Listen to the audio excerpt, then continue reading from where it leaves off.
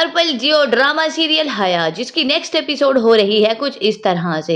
हया को ये लगा था कि जिस तरह उसने इरम को सबकी नजरों में गिराया है, सब लोग उससे नफरत करेंगे, मुबारक मस्तूर उसे धक्के मारकर घर से निकाल देगी। लेकिन यहाँ पर तो सब कुछ उल्ट ही हो गया।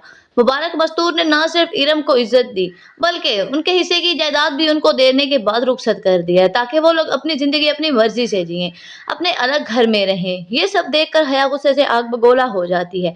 अपना वार खाली जाता देखकर हया से ये सब कुछ बर्दाश्त नहीं हुआ और वो गुस्से के साथ पहुंच जाती है रोहान मुबारक के पास और उसे जाकर कहती है कि रोहान, मुझे नहीं लगा था कि इस घर के कायदे कानून ऐसे हैं।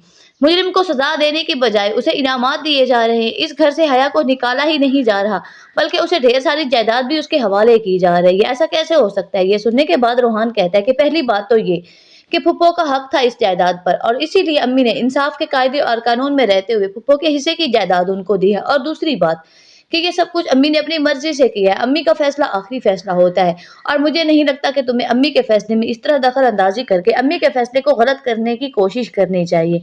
ये सुनने के बाद हया गुस्से से और भी ज्यादा आग बगोला हो जाती है और अपना सारा ही गुस्सा जाकर इरम पर निकालती है।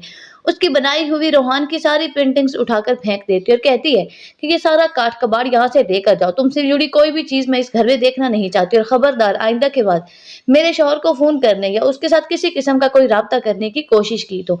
इरम अब जान चुकी है कि हया सबके दिलों में उसके लिए नफरत पैदा कर चुकी है, सबके दिलों में शक पैदा कर चुकी है। वो इससे बहस नहीं करना चाहती, लेकिन हया ने भी फैसला कर लिया है कि वो इरम को आखिरी सांस तक चैन की सांस नहीं लेने देगी और उसे बहुत ज्यादा बातें सुनाई। यहाँ तक कि इरम रोने के बाद इस घर से गई। वो अपनी माँ से भी कह देती है कि आइंदा के बाद इस घर में हम नहीं आएंगे।